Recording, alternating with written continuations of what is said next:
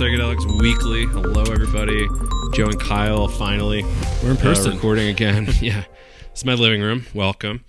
Breckenridge, Colorado. Right out there, gigantic mountains. Yep. It's very nice. I don't think you could ever get sick of a view like that. Nah, maybe. Not sick yet. It's been about a decade since I've been doing it. Cool, man. So it's been a while. It has been. A lot of things have happened.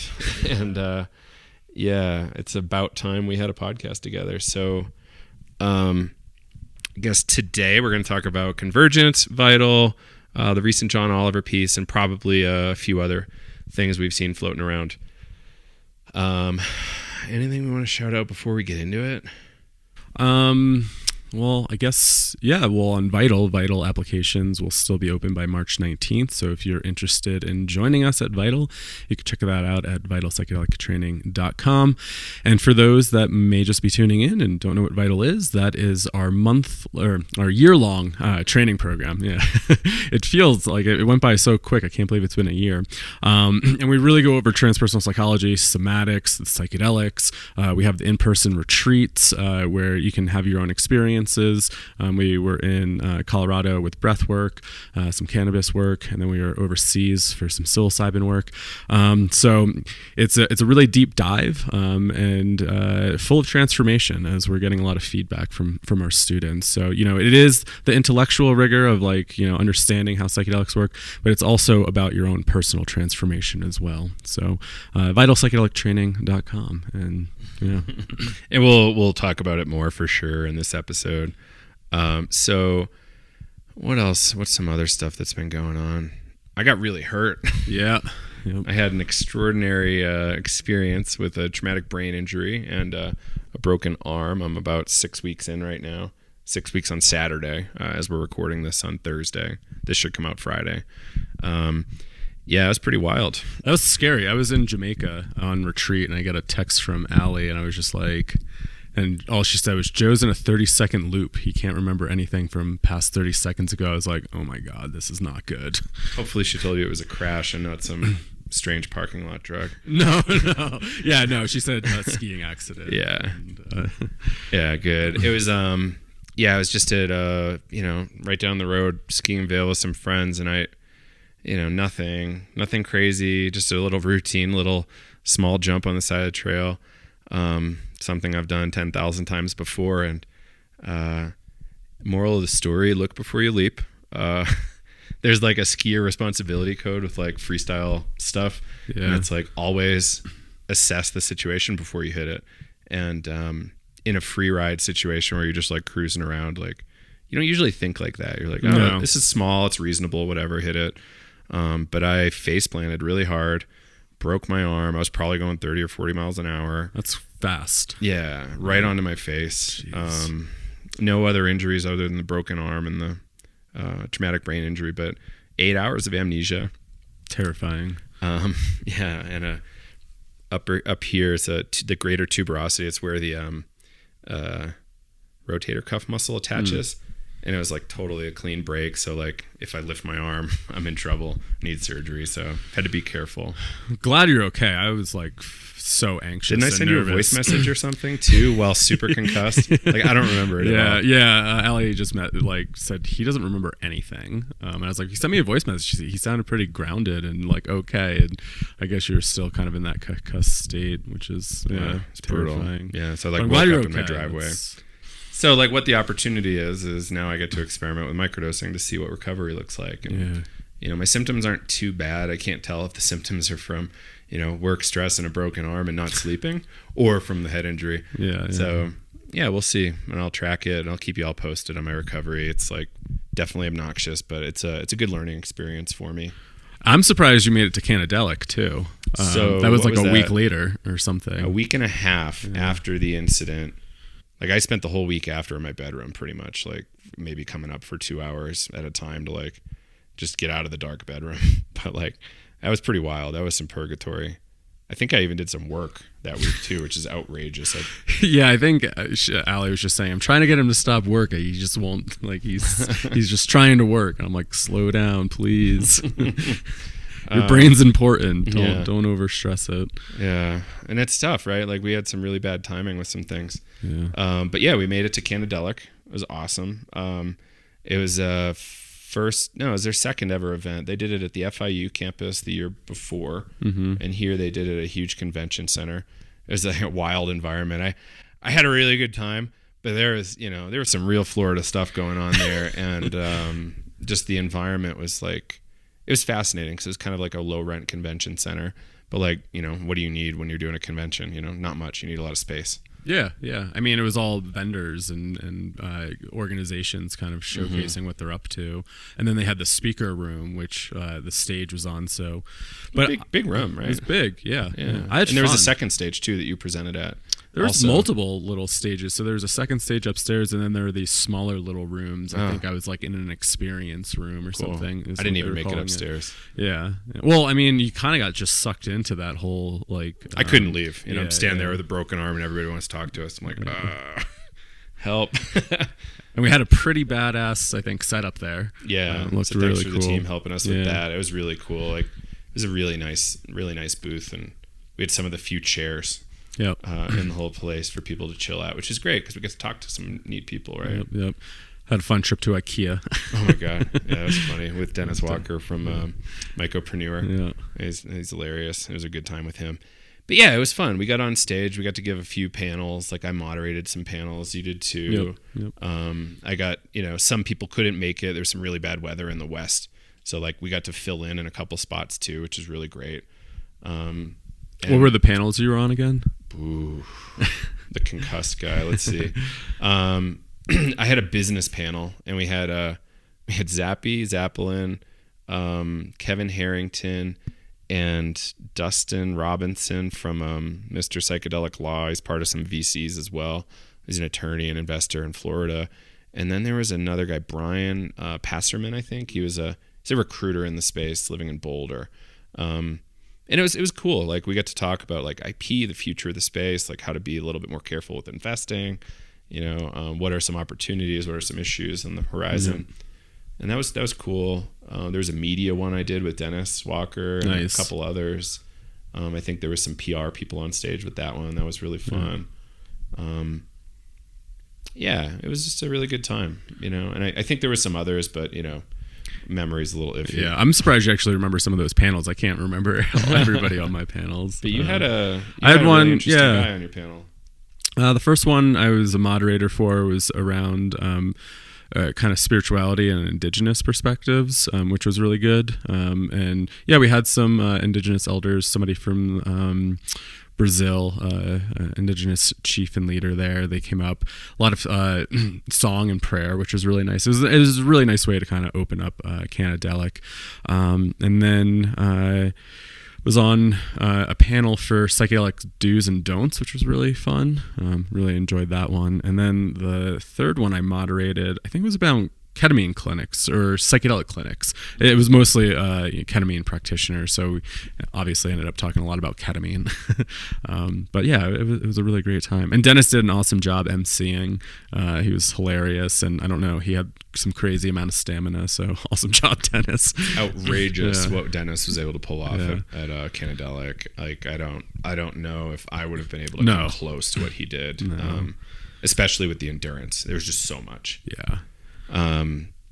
I remember being on another panel, Are Psychedelics for Everybody? And that was a really good one. There was a lot of nuance we got into. I think a lot of these will be on YouTube eventually. So if you want to watch these, stay tuned. Follow Cannadelic on YouTube, and I'm sure you'll see it there. Yeah. And then the big news at Cannadelic, we won an award. Brand of the Year, everybody. It was really cool. We got on stage right before Rick Doblin and Paul Stamets, who gave really, really cool speeches. Like Paul Stamets kind of, that was a really good was one. Like flooring. Yeah. I would love to see that on video, but I'm not sure if it will be. Yep. Just the bits and pieces I remember was just like talking about like the differences in the space and like trying to come together a little bit more. And I think he just kind of highlighted where people are at in the space, right? So many different opinions, and what do psychedelics teach us, right? And like how do we maybe embody that ethos a little bit? So yeah, it was a potent kind of talk that he gave there. Yeah, like how do we treat each other with respect, even though there's differences, even though there might have been missteps? Like, does one misstep make somebody unforgivably broken? Forever? Like, is there no path towards redemption? And figuring out what are those paths towards redemption, and like, how do we make this culture more psychedelic? This very fractured culture, and how do we heal a lot of these wounds? And it's a tough one. It's something I think about all the time. I don't know the answer. I think, I would love to see people. Yes, we have to move this psychedelic agenda forward, but like one unifying thing that would be really easy is let's collaborate on ending the drug war as part of this whole thing too, so that we can take more sensible steps towards what does a psychedelic future look like. Right. With the drug war in place, I don't see how it's possible, right? But if you don't agree with that, like, let's have a conversation. Like, well, I guess there's different opinions on how the drug war ends, right? Like, drug war ends through medicalization, or drug war ends through decriminalization and legalization, and what's the appropriate steps. So I think that's where a lot of that divide happens, right? Like, I like Carl Hart's frame in Drug Use for Grown-Ups, and in some interviews he says, let's just immediately end the drug scheduling system and then go from there. David Nutt's suggestion is let's immediately decriminalize everything safer than alcohol, which is a lot of compounds. It's a lot, yeah. And then we can work on what is a sensible approach towards safe supply, because safe supply is a big topic. But you're right, like, how do we tackle this? Like, I've not heard too many great proposals on the path forward, so I'm just like, pedal to the metal, like, let's buy some acid at Walmart without a script. Like, that's how do we get there? It's a far way out. Yeah, I know a lot of people probably don't want Walmart acid, but also safe supply. Safe supply, 10 cents a dose, maybe. Like, we have not seen LSD manufacture at a corporate scale in maybe ever. Be a wild world. But at the very least, like, people should have optionality. People deserve to be kept safe by the government that's supposed to keep us safe. And so it was fun. We got to see Ben Sessa. That was really cool. Got to see Greg Lake and his church of it was really interesting. What's that church called? Silomethoxin. Is it called the Church of Silomethoxin? So. Yeah.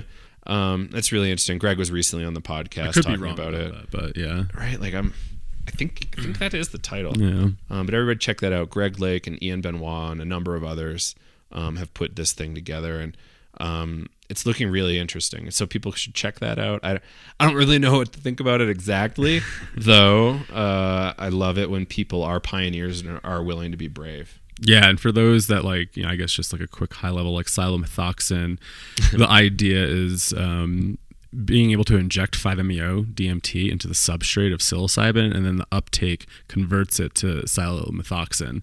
And just fascinating. Like, I think Greg was telling me maybe this was an idea that Shulgin originally came up with. Somebody else, or at least approved it.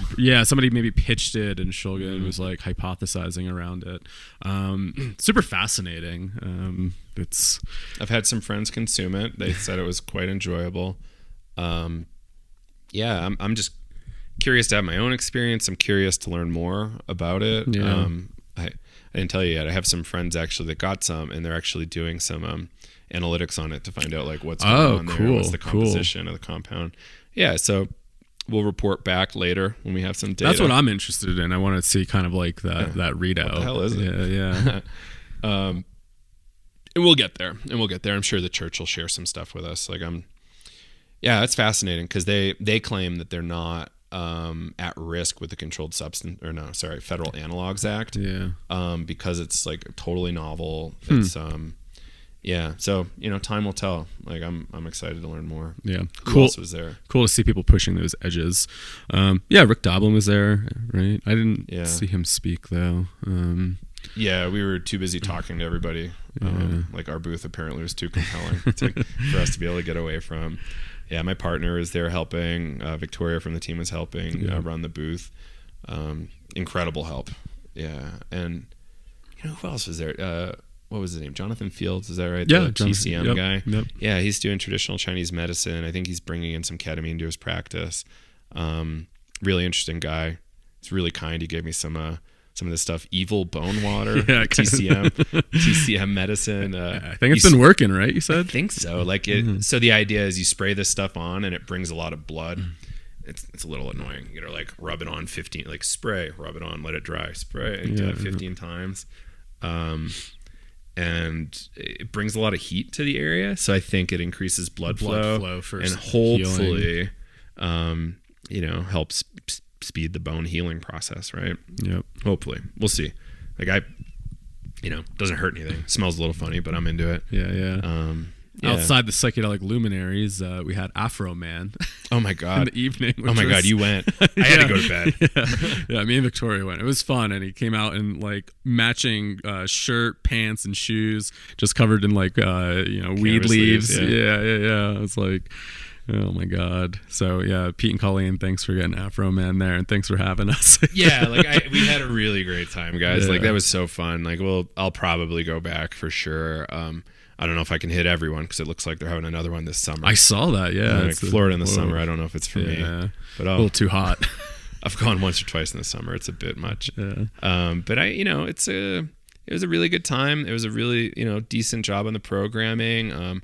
Like just the fact that they were able to get that many people together in Miami around this topic, around both cannabis and psychedelics, to me is super interesting and super important. Yep. Like it doesn't really, to a degree, it doesn't matter how great your production was. At the very least, you got a lot of people there. Yeah. And just getting people together on these topics, I think is so important. That's what it's about, right? Like just trying to get people together and having a good time, building that community. Like twice the size of Horizons, I think. Maybe. I think they said they sold like 10,000 of those free tickets for the convention part. I don't know. I forget how many tickets for the speakers, but and I also appreciated a lot of it was panel discussion instead of just like keynote presentations. So what do you think about that? Like versus keynote? Like it's a little less boring to have panels. I like panels. I feel like to listen to a conversation, I get more out of it. But also for those visual learners and presenting data, I know some people like that. But I don't know. It's nice to kind of have. Feels more like a podcast. Yeah. And the good moderators did a really great job there. So I had a ton of fun. Yeah, thank you, Pete and Colleen. That was great. Like we'll be back for sure. Yeah. Excited to sponsor more of those and. I just had a great time meeting everybody. Like, people are so curious, so ready to learn more. Just hungry for education, mentorship, and community. Yeah, it was cool. And as you said, it was cool to see the differences in communities, like the cannabis community merging with the psychedelic community, and like people from the cannabis community not really knowing too much about psychedelics, and really vice versa. I mean, I think, talking about the drug war, I think it was really interesting to host a cannabis conference in Florida where it's legal for medical, but you had all these companies with like these all sorts of crazy like CBD products and like all these like different like CBD analogs Delta or whatever, 8, THCA, just all these products, and you're just like, wow, this is like really fascinating how that innovation happens, because it's still illegal in so many states where they're using hemp product to create these these different highs. What's the workaround? They like maybe isolate from industrial hemp and like concentrate? I think so. Like I think when Delta 8 started coming on, it was legal because it comes from hemp instead of the cannabis plant, right? So you have or at least they weren't cracking down yet. Yeah. But then on the other side, I don't know, I listened to this really great podcast, Joe Dulce. Oh, yeah, we know him. Yeah. Joe Dolce. And he had a great podcast called The Great Delta 8 Debate. And they were kind of going over around like the manufacturing of it. And, it was just interesting. Some may be derived from cannabis. Others are derived from hemp. But you never know really what you're getting. I was told through COVID, Delta 8 is actually what single-handedly saved the hemp industry in America. Because there was like a lot. I don't totally understand the dynamics of that, but like obviously people's purchasing patterns changed a lot. Really interesting. Like the demand, because of the demand for Delta 8, like the demand for hemp product rose. It's really fascinating, and I think anything to support the industrial hemp industry is a good thing. Yeah. Just inherently positive to have more hemp. Like I don't know if you saw this. There's a huge sponsor somewhere, Tiger Fiber. It's like a hemp derived like kind of building material. Cool. And they're sponsoring stuff like crazy. I think even South by Southwest, they're a big sponsor. Like, you know, Tiger Fiber, if you want to sponsor us, like, come on down. But yeah, it's just cool to see all these applications. Like, let's hope we can start offsetting like deforestation with hemp and other things. And, you know, these are like classical talk points for the cannabis conversation, but like, we don't do that. No. But it was good to get exposure, right? It was like kind of refreshing to be around people who weren't just like, you know, biotech or retreats or whatever. Right. Yeah, it was cool to kind of mix audiences. And I really appreciated that. So, yeah. Is there any other highlights? It's just nice to get to Miami. I have a great time every time I'm in. It was nice to get away from the cold and be in the warmth and sunshine. Yeah. So if we need to do conferences in the winter, everybody, warm environments are nice. Unless we want to do a conference where we can like go up on the mountain and snowboard for part of the day. Yeah, we're working on that, everybody. That'd be fun. But yeah, let's well, actually, the next thing, I went to a music festival right after. I don't want to talk too much about it, but like, it was really interesting going into a music festival with a broken arm and a concussion. I was surprised you went still. Yeah, I'm not always the smartest. But you know, it's a thing I look forward to. It's like one of the biggest events in my year that I look forward to. So I'm like, I can't really see in good faith just not going for my health, because I know I'll just like take an emotional dip. So I'm like, okay, worst case, I just hide out in my room or something for a while. Well, you're like surrounded by that community, the live music. Like there's just so much to that, right? And honestly, like any music festival is psychedelic research. It's, to me, I get to see what people are doing, how they're doing it. Field research. Yeah, like totally. It's kind of like gonzo anthropology in a way. You know, not very structured, but at least I'm getting field reports, right? Yep. So I stayed super sober until I hit my 21 day mark from the injury. Then I kept it still pretty moderate. Like I definitely had some stuff, but I felt great. Like with the TBI, there was definitely some wigginess here and there with like the strobes and crazy loud music. So I didn't even think about that. Yeah, like you could probably be a little bit higher risk with that with strobe lights, right? Yeah, and it not necessarily around a seizure, but perhaps, but more like just probably like triggering headaches and stuff primarily. Like that. Yeah. So I would just, it was interesting. I could just leave the room or like turn around and close my eyes for 20 seconds and I'm good. It's not like, oh, I need like 20 pills to like take this headache down. Yeah. It was really fascinating. So a good learning experience there. And, you know, I'm a believer that small to medium amounts of psilocybin are inherently good for people, generally speaking. It's certainly people it's not good for, but like generally speaking, it's a good, positive, healthy thing. So I'm like, okay, like let's see where this goes. And yeah, it was cool. I had a great time. It worked out. I felt a lot better. I was certainly exhausted. Yeah. I can imagine going from like Cannadelic to that and then fried. Right? So like, you know, 10,000 plus people over 4 days to 1 day off to, you know, being with 2,000 people for 6 days, just not enough sleep. Yep. So it turns out I got crazy sick. Got really sick. Yeah. So this is we're like tying in my trials and tribulations of Joe, but it works for our narrative here in our story arc, right? So I got crazy sick. You were out here, like you went home for a minute, came out, stayed in Breckenridge to prep for the Vital retreat that was coming up. Yep. I came home, was deathly ill for a bunch of days. Like we tried to keep our distance, but you still got ill. I'm like negotiating some really difficult stuff, and we'll get to that in a moment after we talk about the Vital retreat. Negotiating some really difficult stuff, and like with 100-degree fever, like what am I doing? Like I can't in good faith know I'm not doing a great job, but I'm trying my best given the situation. And then you got sick. It was a real bummer. And you had to miss most of the Vital retreat, which is really, really a bummer. But I just keep laughing about it because like we had to postpone this Colorado retreat. And so everybody that was like signed up for it has been waiting for a while. The first Colorado retreat, I thought I had like a COVID exposure, and I thought I was getting sick, and so I missed the first half of that one. That's right. You came up here and isolated again, right? Yeah. And then, this second Colorado retreat is like starting off sick. I didn't want to get the team sick, so I removed myself and stayed at a hotel for a few days in Denver. But then our wonderful retreat organizer Alice ended up getting sick halfway through, and it was just like oh man. But it sounded like it was a really, really powerful retreat for a lot of folks, and it was again with breath work, and then Daniel McQueen came in with his cannabis work, but yeah, it was just like, I don't know, so ridiculous. It's like, okay, I feel like I'm repeating this again with like getting sick. Like, what is going on here? But yeah, it sounded like everybody had a really great time, and really transformative, and the group really bonded well. So that's cool. So this is for this cohort of Vital, this year of Vital. That was the last one. That was the last retreat. Did we do 6 all year? 6 retreats total. That's crazy. Yeah.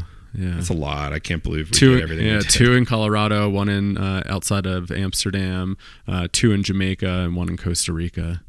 Yeah, that's awesome. It's so cool. Like, I love hearing reports from people when they come back. They're just so ecstatic about how it all went down. Like, there's always mistakes and issues at retreats, everybody. Yeah, we've had plenty of hiccups along the way, especially that last Colorado retreat. And if anybody's listening from that Colorado retreat, the hiccups. And yeah, like nothing crazy catastrophic, but it's still a bummer when it's not perfect. Like you and I want everything to be perfect at these retreats. Yeah. Because that was kind of our experience coming up. Like, these retreats were just bulletproof that we were going to. Yeah. Well, we were working with people that have like, a stable location, right? They own the property. They've been doing this for like 15, 20 years by the time we got there, with Lenny and Elizabeth, and it's like they're able to control so much. When you're working with different retreat centers for the first time, you're working with different retreat partners, you're going to have hiccups, right? But over time, we'll develop that, and hopefully it'll get smoother. But overall, I think all the retreats went really, really well this year. And I mean, it's been crazy exhausting traveling a whole bunch, but it's been fun. It's been really great. And I think we'll probably, I think we're planning on like 5 or 6 more retreats next year for Vital. Yeah, and I think we're going to bring in more breath work. We're going to have like larger retreats maybe, which would be really fun. Mm-hmm. Like I love the idea of like a 60-person breath work retreat, so I think we should absolutely work towards that. The venue that we're looking at for Pennsylvania in July, it can hold up to 45 to 60, which will be nice. So cool. Yeah. Yeah, like in time, we're going to be able to be more comfortable with a lot of these facilities. Like, a lot of our issues come down to facilities, everybody, and you're going to hear about that in a moment. But yeah, like sometimes like the expectations are mismatched with the venue you're renting, or like, for instance, with some of the psilocybin stuff, like how does our method and ideology match with the venue's ideology and practices, right? Like it's a tough conversation for people to have in the space, I think. Yeah, and I get it. I was talking to a retreat center a couple months ago, and they were talking about how challenging it can be when educators come down and they want to have a particular framework, but then also on the retreat end, because they're operating that aspect of it, they need to kind of function how they need to function, right? And so it's a dance, right, between the two, and having to pull back from like our framework and be like, okay, no, like we partnered up with these retreat centers, and we're trusting their team, but also how are we delivering like what we want to do here? So yeah, it's been interesting to balance that, but I got to say it's been wonderful too. It's an amazing learning experience, right? It's and I think it goes back and informs Vital again, and the way we do media and ed here, and it's cool to have these struggles, because then we can share with everybody, and everybody can learn hopefully from what we've learned. Yep. We're not trying to keep too many secrets here for the most part, I don't think. No, and I think I might have mentioned that to some of the students, like just being transparent about some of these hiccups. It's like, this is a new field and we're all learning together, right? And like our mistakes are going to be learning experiences for everybody. It's like, hey, we're trying to figure this out just as much as you're trying to figure it out at times, right? And especially post-pandemic, when it's like no retreats happening for like 2 years, we couldn't like make all those like connections and, you know, travel to go see places as we were formulating Vital. And it was like, all right, we're just gonna like, you know, go with it and and, you know, trust the people that we're partnering up with. Yeah. It's I got to check in. So this is, you know, I was there for the Colorado retreat, the first one. I helped facilitate that whole thing, and then you know, you came in after you weren't sick, which is amazing. And then this was my only second retreat for this cohort of Vital. And I wasn't able to be there. I wasn't planning to be either, but I showed up on the last day because you know, there were some students that I'm kind of buddies with, and I wanted to go show up, and I wanted to see the facilitation team, like Alice and Alex and Nicole, and I just wanted to see the venue, right? Yeah. Like I suggested the venue because I heard about it. I knew some of the people who were involved. I think one of the people at my Burning Man camp actually was one of the founders, maybe. Yeah, I think some burners kind of got some of that stuff together. So it was really neat. And the facility was beautiful, right? It was kind of a large scale sculpture park in the woods, and then like some interactive exhibits probably, and then or installations, and then it's kind of like an old church retreat, right? There's probably like a chapel room for people to sleep, and like a big kitchen. It was just it was a beautiful space. I liked what they did. Yeah, I can't remember what it was originally, if it was a school or a church. I know it was for Korean students, but I don't know if it might have been for maybe church religious use. It could have been like church camp, like Korean church camp. Like that makes sense to me. Yeah, it was beautiful though. Like I had a really good time. I liked the layout. And I didn't know. It's kind of a gamble. You're like, we're going to host a retreat, and I didn't know it. But we had Alice check it out. Like Alice knew it was going to be good enough, and like, it was beautiful. And I hope we can keep working with them, because that spot was really great. It's called Everland Ranch, or it's so confusing. Everland, and then like the Sanctuary of the Inner Compass. That's part of Everland. Yeah. So it's dope. Like I hope to be able to go back a lot. Like I would love to do just smaller workshops there of different kinds. And like the road going up was beautiful. They had one beautiful room that was like tile floors. It was like white, and it seemed like a nice it was like a ceremonial room. And I think they were able to do maybe breath work in there, and then they had a big larger room where most of this stuff was happening. But yeah, it was really beautiful. I was bummed I didn't get to like bounce around on the grounds. I mean, especially during the summer, it's probably so gorgeous there with all the trails and the art installations that are scattered. As part of my permaculture training, I was maybe a mile down the valley at another place called Woodbine Ecology Center. Right in that same area? Yeah, in that same road, actually. So you could see it as you're driving up the valley on the left, and it was beautiful. We did maybe 1 or 2 nights there, and we got got a good talking to from some permaculture elders, some indigenous leaders, and it was really cool. So I had a special place in my heart for that town, like Sedalia. Yeah. And that's kind of why I was leaning that way too. I just knew the woods were pretty. And no cell service, right? And that kind of adds to the retreat experience, I think, of like kind of being out of touch a little bit. Totally. Yeah. Yeah. You're like really in it. And that's like how we came up too. Like there wasn't internet or cell for the most part for like our retreats, our early retreats. No Wi-Fi, no cell service. It was like now. Offline. Yeah, now there is, and I'm like, I wish I could just be completely offline for the week. But yeah. So it was really great to like, see how happy everybody was at the tail end. Like, I think one of our team members went and had a really good experience, first retreat ever. He really loved that, and it was just cool to see. I loved it. Yeah.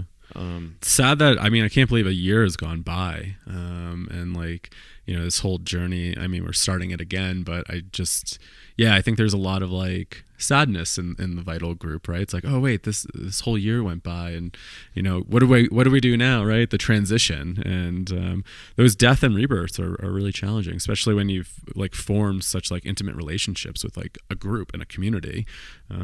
So you and I are going to be figuring out, what do we do to keep these people together? How do we support them in their career journey, exploring the space, and I don't know. I think there's some real value to like the Vital Alumni Association. Totally. Whatever we figure out what that looks like, and we'll be collaborative with the Vital alumni and host events and continue like meetups and like keep building that community, because I think that's really an important part of the program. Totally. So stay tuned, everybody, on that. So we only got a handful of minutes left. And we should talk about the other thing that happened during the giant beluga in the room. The disappointing thing I was negotiating with my fever in bed in the dark was trying to figure out our path forward with Convergence. And as many of you know, and some of you maybe don't know yet, we had to cancel Convergence. There's definitely some permitting issues with the venue, and the city of Los Angeles is being a little more strict than usual, and the venue wasn't able to promise our dates, so we had to cancel. And we looked at other venues; it just wasn't going to fly. I think we would have been out a lot of money that we just don't have at this point. So we made the decision to cancel. We're still going to try to do some stuff in LA. Yeah. So stay tuned. If you're really into it, shoot us a message, and we'll try to see if we can get you an invite to some of our stuff. But yeah, it'll be way smaller. It'll be, not many of the speakers are coming, but we're still going to try to salvage something.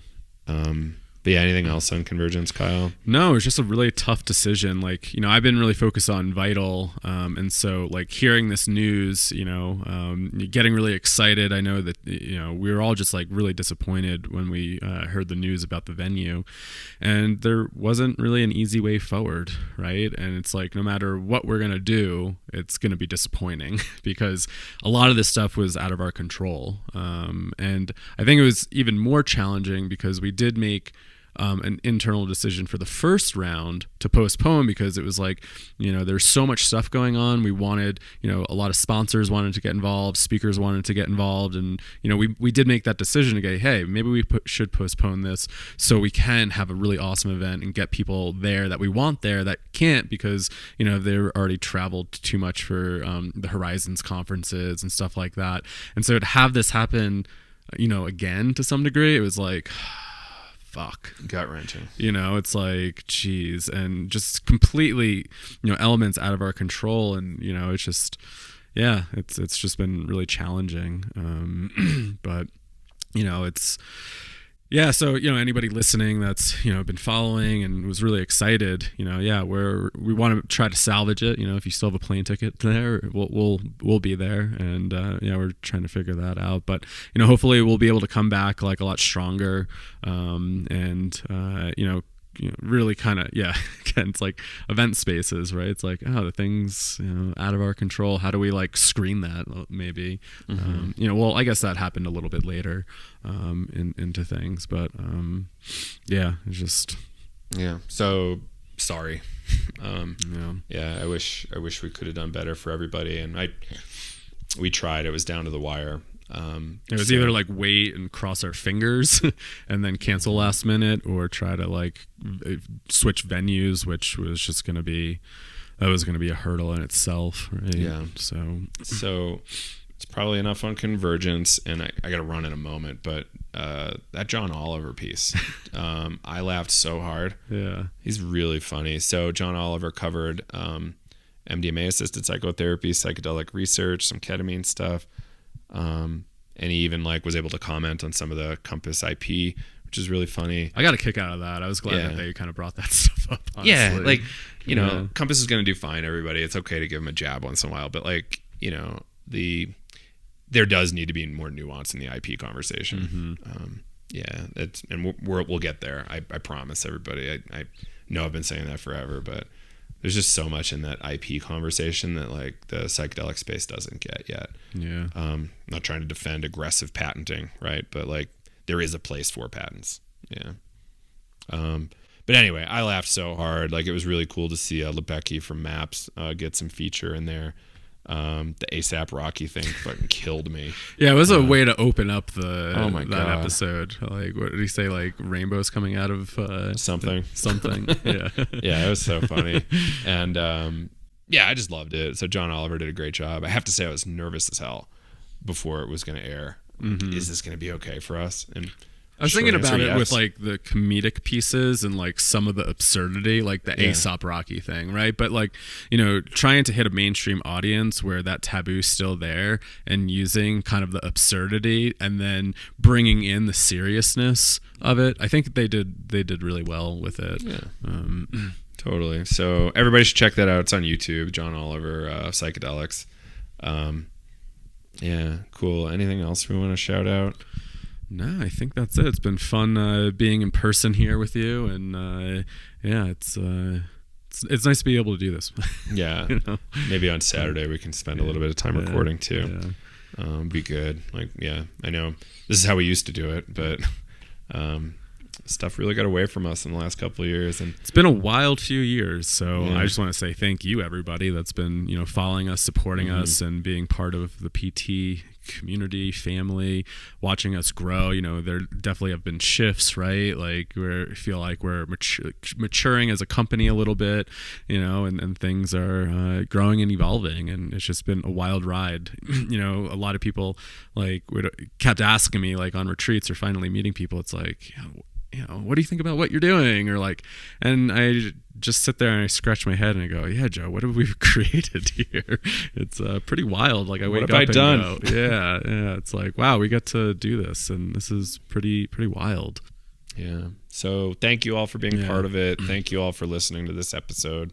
Honestly, if you're not listening, we can't do this. So thank you for listening. We wouldn't be here without everybody. So thank you. Yeah, and you know, if you love the episode, share it with your friends. And I think that's it for now. Psychedelics Weekly. That's a wrap. Thank you, Kyle, for being here, and thank you all for listening. And we'll see you on the next episode. Peace.